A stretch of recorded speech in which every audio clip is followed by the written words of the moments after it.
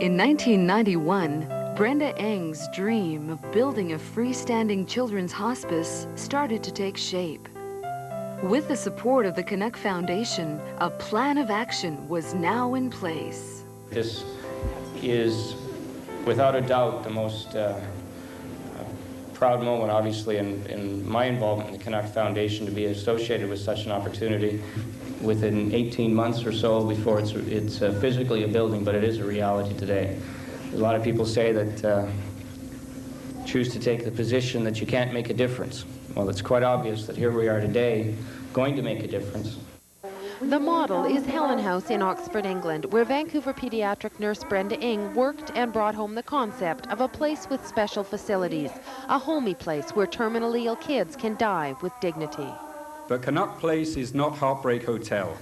Canuck Place is a place for caring, a place for dignity, a place for love, and a place that we can give hope and warmth to the children who really need our help. Fundraising efforts to open Canuck Place were well underway, but there was one thing missing, a place to call home.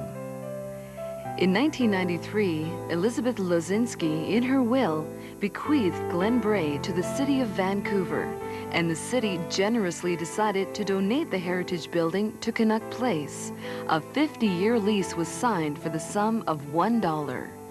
The vision goes way back to my early days as a pediatric nurse on a children's cancer ward at Children's Hospital. And not by design, but by happenstance, I formed very close relationships with children and their families who died. And it was out of a sense of helplessness and always a question of, is there another way of doing this? Can we give back to families a sense of dignity, of control, can we offer children the opportunity to go back to home to die if that's what their wish is. 3 years had passed since Brenda Eng first met with Joanne and Arthur Griffiths, and their dream was now in sight. Now, the real work was about to begin. With the support of Variety Club Tent 47, who pledged $1.5 million to Canuck Place, and the commitment of time, labor, and materials by the CLRA and BC Yukon Building Trades Council, in 1994, the transformation of Glen Bray began.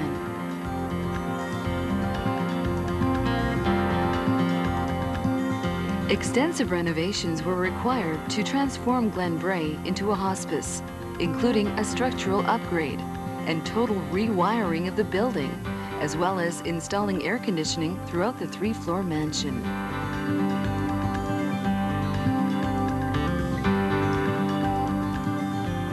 Great care was taken to retain the original woodwork and other elements of the heritage building.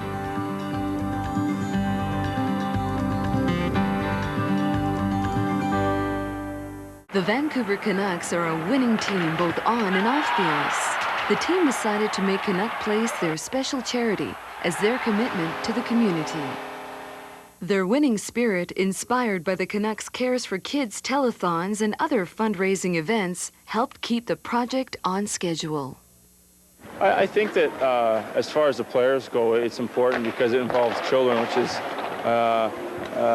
such an important part of our world. And I think everyone on our team, or most guys, have their own kids, and I think they feel a real bond there. So I think that we see the need of a hospice such as this for kids that are sick, and it's a fact of life and a reality that kids get sick, and it's an opportunity for us to do some good. I think it's just all about caring, and all about caring for kids and giving them a chance to have a whole bunch of fun, and for terminal children, that's sometimes difficult, but this is a great way to do it, and it's all about caring for people and families. We decided to get together, and Yvonne Arani came up with the idea of organizing a cookbook. All the proceeds, of course, are going to Canuck Place, so it's obviously a worthwhile fundraising event. All the secret recipes of the players and the wives and the girlfriends, and some of the guys are pretty good cooks. The initial phase is done with the building being up, but I think the work begins, and that it's a yearly process to work hard and to keep everything running smoothly, and it takes a lot of money to do that. If you've ever been there, it's a big operation. So we've got to try and help out as much as we can throughout the community. The community has been great in helping. We're going to do our own things with the telethon and stuff like that. So it's definitely an ongoing process for the players. The game to us is a game, and everybody likes being part of that game, and I think everybody should be involved. And I think if you touch them that certain way, they feel part of the game too. I think sometimes the players really don't realize their impact on the kids and families, that the one moment or 5 minutes in a child's life lasts a lifetime. And that was really special. It taught me about the human spirit. Well, Brenda's maybe small in stature, but she's a tiger.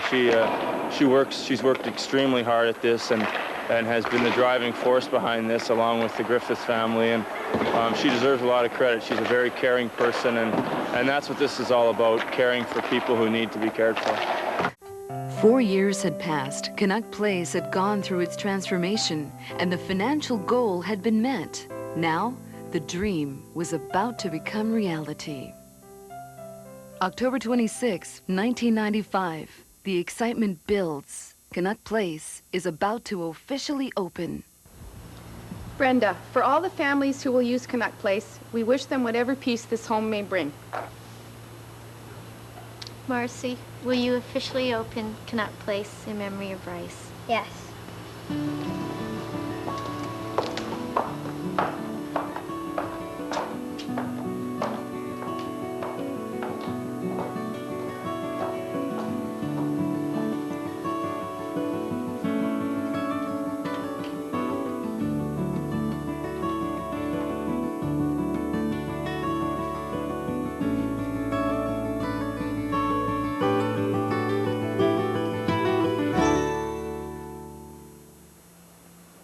On behalf of all of us here, and perhaps more importantly, all of you at General Motors Place, I'd like to thank you all for your support tonight, and particularly over the years. The families, children of Canuck Place, thank you for your support and continued efforts. All of us here tonight are deeply honored to be a part of this and appreciate all of your support. Thank you. It's a week before the hospice welcomes its first family, and Canuck Place staff and volunteers are busy with last-minute details. This is a time of great anticipation for everyone involved after years of planning. It's a place where life is celebrated and that there's always hope. Even if hope is measured in minutes and hours and not days and months and years, there is always hope, and we have to respect people for their hope and what it means and let them find that place. And that we respect the differences and we give back to people, that sometimes illness and takes away from people, and it's their human dignity of who they are and what their contribution to our life is in our society.